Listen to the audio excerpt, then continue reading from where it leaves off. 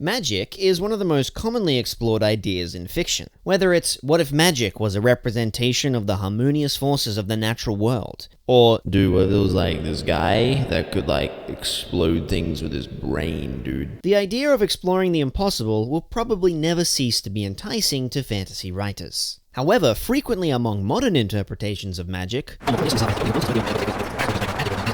there is this strange need to place a degree of science upon it that limits what it can and can't do. Whether it's not breaking the laws of physics, not creating something from nothing, or some other third example. It's as if there is an insecurity about magic as a concept being too juvenile, with these arbitrary rules being necessary to justify it. And while these rules can be important in maintaining narrative tension, doing this can sometimes take some of the magic out of magic.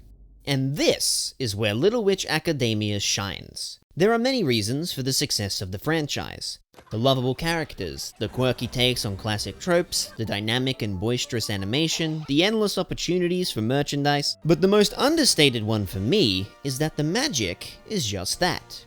Magic. Spells have no boundaries, no limits, no set amount of statistically charged skill points cast from mana needed to inflict elemental damage bonuses onto enemies. Even the need to use the Sorcerer's Stone is ultimately solely based on the world's belief in their need for magic. Akko is indeed told by multiple accounts that there are rules to magic and she's kinda doing it wrong, but these rules are entirely dictated by social pressures.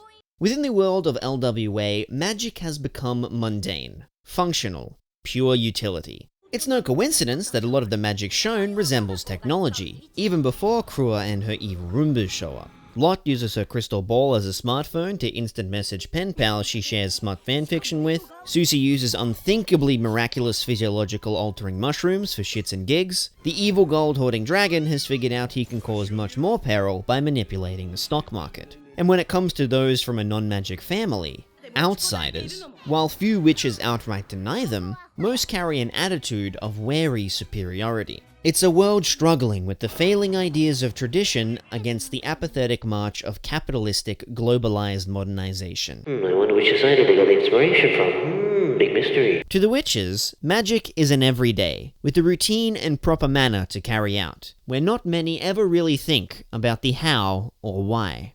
So Akko's incessant wonder, her bull-headed appreciation for the idea of magic over the rules of operation, speaks to seeing the magic in the ordinary, the everyday.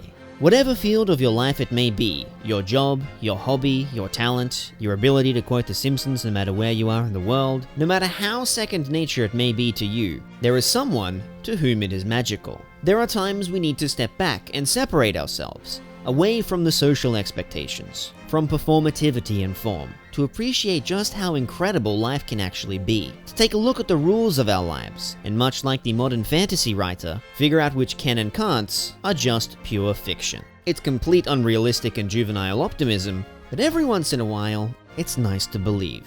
And this is what I believe to be the magic of LWA.